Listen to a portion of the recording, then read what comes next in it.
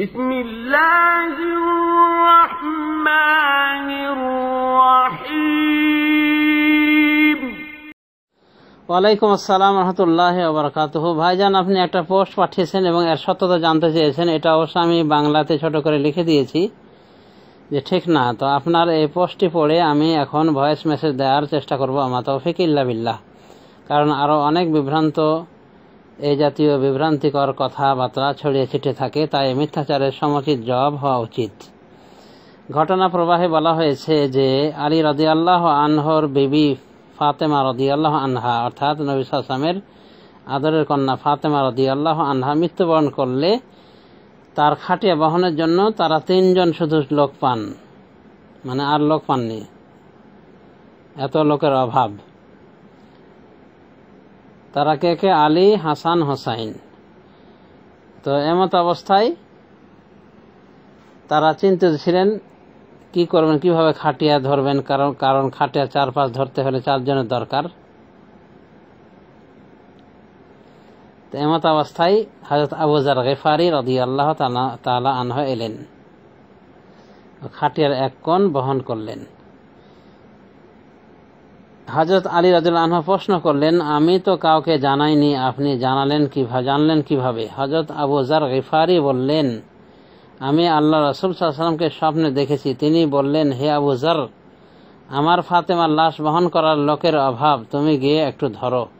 হযরত আবু যার গিফারি রাদিয়াল্লাহু আনহু কবরের কাছে গিয়ে বললেন, হে কবর, আজ তোমার মধ্যে কে আসছে জানো? দোজাহানের বাদশার মেয়ে হযরত আলীর স্ত্রী, হাসান ও হোসাইনের মা, জান্নাতের সর্দারনি। খবরদার, কবর বেয়াদবি করো না। আল্লাহ কবরের জবান খুলে দিলেন। কবর বলেন, আমি দোজাহানের বাদশার মেয়েকে চিনি না, হযরত আলীর স্ত্রীকে চিনি না, হাসান ও হোসাইনের মাকে চিনি না, জান্নাতের সর্দারনিকে চিনি না, আমি শুধু চিনি ঈমান আর আমল। এই কথাটা শিয়াদের রচিত কথা বলেই বিশ্বাস, কারণ শিয়ারা আবু যার গিফারিকে যথেষ্ট শ্রদ্ধা করে এবং তারা যে বলতে চায় যে 4 জন মাত্র মুসলিম ছিলেন আল্লাহ নবীর তিরোধানের পর, বাকি সব কাফের হয়ে গিয়েছিলেন। তাদের মধ্যে আবু যারের নাম এই মিথ্যাবাদীরা উল্লেখ করে থাকে। তো সেই হিসাবে দেখা আছে এখানেও কল্পিত ঘটনায় আবু যারের নাম এসেছে। তো এখান থেকে বোঝা যায় যে এটা শিয়াদের কল্পিত ঘটনা।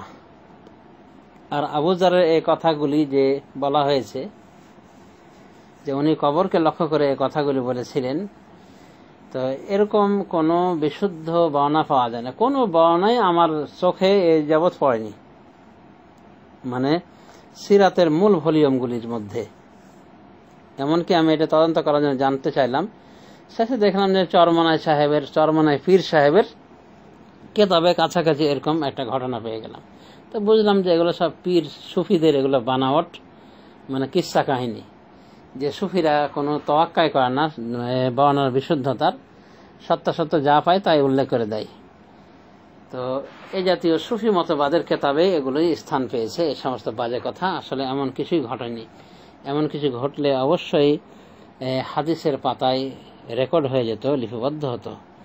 তো কবর এভাবে উত্তর দিয়েছে, কবরকে লক্ষ্য করে আবু যার গিফারি এরকম কথা বলেছেন, কবর প্রতি উত্তর এভাবে বলেছেন। তো এগুলো সব বলা যায় যে মানে কল্পিত কথা। কবর এরকম কথা বলেছেন, এ কথাটা আমরা জানবো কিভাবে? বিশুদ্ধ সূত্রের ভিত্তিতে আমরা জানবো। অথচ এর কোনো হদিসই পাওয়া যায় না ঘটনার, আর বলে দেখা যায় যে কবরে এই বলেছে সেই বলেছে। এটা আকিদের বিষয়ে এ জাতীয় আজে বাজে কিস্সা কাহিনী, ভিত্তিহীন কিস্সা কাহিনীর উপর নির্ভর করা যায় না। অতএব আমরা বলতে পারি এটা সমস্ত একেবারে আস্ত মিথ্যাচার, এর কোনো ভিত্তি নেই। যেহেতু এর কোনো ভিত্তি নেই, অতএব এই ঘটনা বলা মানে কি মিথ্যা আরোপ করা, আবু যার ওপর মিথ্যা আরোপ করা, এবং পুরো ঘটনাটাই মিথ্যার ঝুলির মধ্যে গণ্য বলে আমি মনে করি। আর এ জাতীয় ঘটনা আমার দেশের এই কমার্শিয়াল বক্তাদের মুখে শোনা যায়। বড় বড় অনেক বক্তাই বলে থাকেন, যাদের মানে বর্ণার কোনো শুদ্ধির ঠিক ঠিকানা থাকে না, যারা বলেন যে উতলুবুল ইলমা ওয়ালাউ কানা বিসসিন, তাদের এই সমস্ত ঘটনা তারাই বলে থাকেন।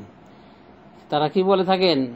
হাদিস বর্ণনা করে থাকেন রাসূল সাল্লাল্লাহু আলাইহি ওয়াসাল্লাম নাকি বলেছেন যে তোমরা চীন দেশে গিয়ে হলো এলেম অর্জন করো, মানে চীন দেশে এলেম ছিল আল্লাহ রাসূলের জামানায়, মনে হয় যে এই জন্য বলেছেন। এসব জালিয়াত কথা আমাদের দেশের ওই বক্তারা চালু করে রেখেছে। তো এগুলো সব মিথ্যার ঝুলি, এগুলি ঘটনার কোনো প্রমাণ পাওয়া যায় না। অতএব এ জাতীয় ঘটনা বলা কি মিথ্যাচারের শামিল। এসব মিথ্যা কথা বলা বাদ দিয়ে কোরআন এবং হাদিস ভিত্তিক আকীদা আমল উল্লেখ করা উচিত। আল্লাহ রাব্বুল আলামিন সকল গোমরাহকে হেদায়েত দান করুন, বিদাতীদেরকে হেদায়েতের পথে ফিরিয়ে আনুন এবং বর্ণার শুদ্ধাশুদ্ধি বিচার করে কথা বলার তৌফিক দান করুন। আল্লাহুম্মা আমিন। পরিশেষে আবার বলছি, এই ঘটনা সম্পূর্ণ ভিত্তিহীন, এর কোনো ভিত্তি পাওয়া যায় না। বেদাতপন্থী সুফিদের কেতাবে এই ঘটনার অস্তিত্ব মিলে, যারা এভাবে ভিত্তিহীনভাবে উল্লেখ করেছেন, কোনো রেফারেন্স, হাদিসের কোনো রেফারেন্স উল্লেখ করতে পারেনি। অতএব এসব জালিয়াত থেকে সাবধান।